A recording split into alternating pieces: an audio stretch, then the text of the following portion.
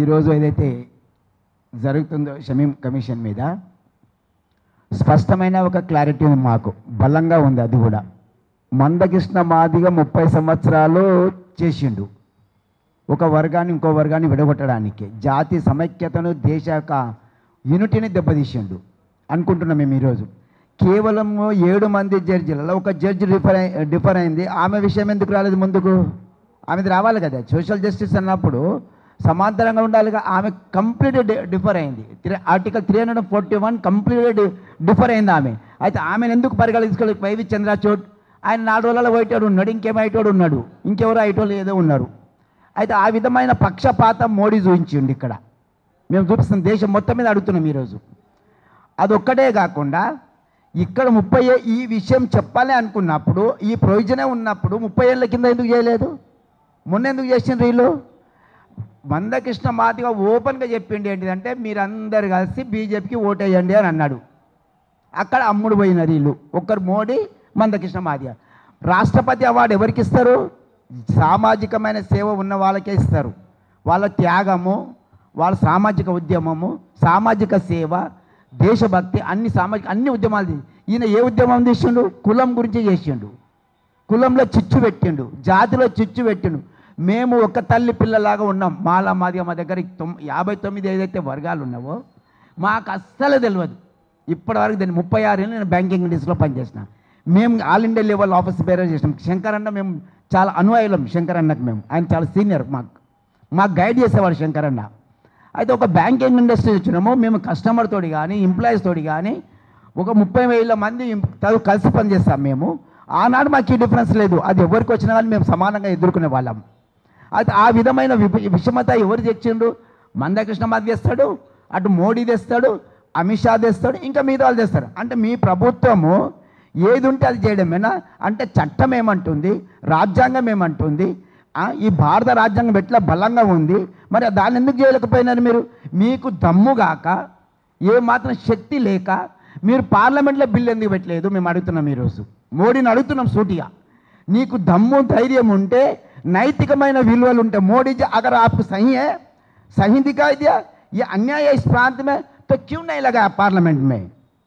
आपको 440 पूछे थे लेकिन 220 आए. याद रखो, तुम चंद्रबाबू नायडू और दूसरे जने नीतीश और कई लोगों का समझ लेके आज तुम केंद्र मंत्री बनाए. क्या बनाए तुमने? कुछ बनाए देश के लिए, समाज के लिए, कल्याण के. तुम बिगाड़े देश को. सामाजिक जस्टिस जो होता है उसको बिगाड़ दिया तुम कंप्लीट. हमारे में इसमें कितना था? तो आज हम पूछना चाहते మోడీ से, నువ్వు చేసిన కృత్రిమమైన న్యాయ వ్యవస్థని ఏదైతే చిన్న భిన్నం చేసినావో, న్యాయ వ్యవస్థకే ఒక చీకటి కలరాతను రాసిన చిన్నంగా మేము 1 ఆగస్టు ఏదైతే అనుకుంటున్న ఏ జడ్జిమెంట్ అయితే వచ్చిందో మాకు జాతి మొత్తానికి, దేశ మొత్తానికి ప్రమాదకరమైన జడ్జిమెంట్ అది మేమైతే భావిస్తున్నాం. ఎందుకంటే ఆ వర్గాన్ని విడగొట్టి మమ్మల్ని నువ్వు చెయ్యాలి అనుకుంటే నువ్వు సెన్సస్ చేయనుంటివి. ఈయన ఏ కమిషన్ అయితే చేసిండో ఈయన చేసిన దాంట్లో లోపాలు ఉన్నాయి బలంగా. ఒక జడ్జి ఒక సెన్సస్ చేయాలంటే సుమారు 1 సంవత్సరమో 2 సంవత్సరాలు టైం తీసుకొని complete day to day data మొత్తం తీసుకోవాలి, ఏరియా వైజ్ తీసుకోవాలి, సెన్సస్ చేయాలి గవర్నమెంట్. ఇప్పుడు మీరు చేసిన దానికి 2011 దానికి ఈరోజు ఎందుకు డిఫరెన్స్ వస్తుంది? Why it is come the big difference? మీరు ఒక్కడే పాపులేషన్ పెరిగిందా తగ్గిందా? మేము అడుగుతున్నాం. ఇదే రేవంత్ రెడ్డి గారిని కూడా అడుగుతున్నాం. ఈరోజు మేము చెప్పలేరు దీనికి సమాధానం. కాబట్టి మాది ఒకటే ఉంది, మా పిల్లలకు మాకు భవిష్యత్ తరానికి ఏదైతే మీరు సామాజికమైన నువ్వు అక్కడ మోడీ, ఇక్కడ రేవంత్ రెడ్డి ఫోన్లు మాట్లాడుకొని ఒకరికొరకు మాట్లాడుకొని అండర్స్టాండింగ్ తోటి ఈ యొక్క తంతు చేసిండ్రు అని మేము భావిస్తున్నాం. కాబట్టి ఇది మేము ఒప్పుకుంటలేము. మేము సామాజికమైన న్యాయం అడుగుతున్నాము. చదువుకున్న వాళ్ళు, యోగ్యత ఉన్న వాళ్ళు, కష్టపడి చదువుకున్న వాళ్ళు ముందుకు వస్తారు యోగ్యతతోటి. వాళ్ళకు మీరు అన్యాయం చేస్తున్నారు. అది కాదు మాకు కావాల్సింది. మా పాపులేషన్ ప్రకారంగా ముందు నుండి ఏదైతే ఉండనో రిజర్వేషన్, ఆ రిజర్వేషన్ ఎందుకు మీరు కలిగిస్తున్నారు మేము అడుగుతున్నాం. కాబట్టి ఇవన్నిటినీ ఏదైతే చేస్తున్నారో ఇవన్నీ ఇది సామాజికమైన సమంజసం కాదు. మాకు వైమనస్యాలు పెట్టి ఈ దేశం యొక్క ఇంటిగ్రేట్ ఏదైతే ఉందో, ఐక్యత ఏదైతే ఉందో, జాతి సమైక్యత ఏదైతే ఉందో, మీరు దేశానికి పెద్ద ద్రోహం చేసిన వాళ్ళు అవుతారని భావిస్తున్నాము. రేవంత్ రెడ్డి గారిని కూడా మేము హెచ్చరిస్తాం. నువ్వు మాది అని అనుకుంటా మాల వాళ్ళకి అన్యాయం చేస్తే మాత్రం భవిష్యత్తులో నువ్వు చాలా పెద్ద ప్రమాదాన్ని ఎదుర్కోవాల్సి వస్తుంది. మేము హెచ్చరిస్తున్నాం రేవంత్ రెడ్డి గారికి. నువ్వు మమ్మల్ని మాత్రమో అనగదొక్కాలని ప్రయత్నం చేస్తే మాత్రం అది మంచి పద్ధతి కాదు, సామాజిక న్యాయం కాదు.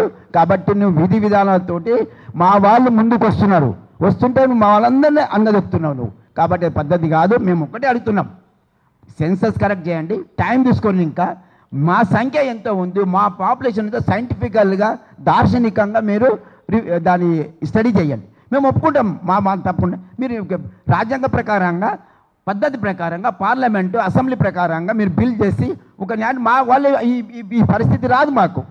మా వాళ్ళు ఎంత మాట్లాడుతున్నారు, ఒక సైంటిస్ట్ ఇంటెలెక్చువల్స్ పీపుల్ ప్రొఫెసర్స్ వాళ్ళందరూ మాట్లాడుతున్నారు అనుభవంతో, మంచి డాటా తీసుకొని మాట్లాడుతున్నాం సైంటిఫికల్గా. ఆ అన్యాయం జరుగుతుంది మాకు, భవిష్యత్ తరానికి జరుగుతుంది. ఆ అన్యాయం ఆపాలని ప్రయత్నం చేస్తున్నాం మేము. కాబట్టి వీటన్నిటి దృష్టిలో పెట్టుకొని మేము రేవంత్ రెడ్డికి వినమ్రంగా కొడుతున్నాము. మోడీ जी से भी प्रार्थना कर रहे हैं हम, मोदी जी आपका विचार बदल दो. आप बिहार में नहीं होता, आपका यूपी में नहीं होता, आपका पटना में नहीं होता, पंजाब में नहीं होता, वहाँ तो आप कुछ नहीं करेंगे, पर यहाँ पर करेंगे, क्योंकि यहाँ आपका किशन रेड्डी आपका मदद करता है, आपको सपोर्ट करता है. हम ये सब नहीं जानते भाई, हमको चाहिए सोशल जस्टिस, सामाजिक न्याय चाहिए हमको. वो मत करो, हमारे में बिगड़ो मत, जाति को छिन्नता भिन्नता मत करो भाई, हमको आपस में लड़ो मत, जमाने का सोचो. यही तुम्हारा लक्ष्य है. एक प्रधानमंत्री के नाते हमको बोल रहे, हम एक देश के पौराणिक के साथ हम बोल रहे, एक मैं सिटीजन के साथ बोल रहा हूँ मैं, ऐसा मत काम करो, हमको जस्टिस करो. Thank you very much.